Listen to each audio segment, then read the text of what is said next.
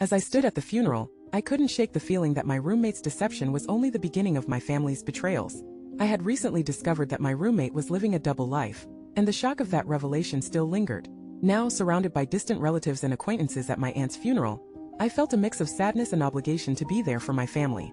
The somber atmosphere of the funeral home was a familiar setting, one that I had grown up with, given my family's complicated history.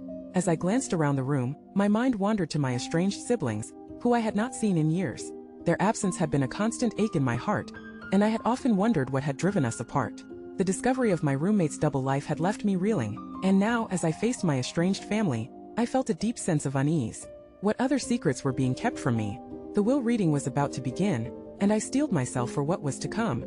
The will revealed that my aunt had left her estate to my estranged siblings, and their sudden reappearance brought back a flood of painful memories and unresolved conflicts.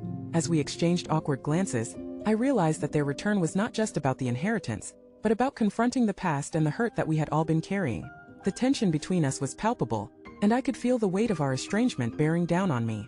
The tension finally boiled over when my siblings and I got into a heated argument over the will, with old wounds and resentments spilling out into the open.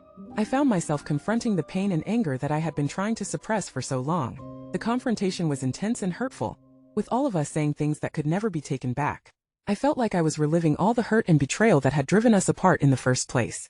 As the dust settled, I was left to pick up the pieces of my shattered emotions, feeling hurt and betrayed by my family's reappearance, and the secrets that they had kept from me. I realized that the pain of our estrangement was still very much alive, and that it would take time and effort to heal. As I walked out of the funeral home, I felt a sense of sadness and loss, but also a glimmer of hope that maybe, just maybe, we could find a way to move forward and rebuild our relationship. The hurt would take time to heal, but I was willing to try, for the sake of my family and for myself.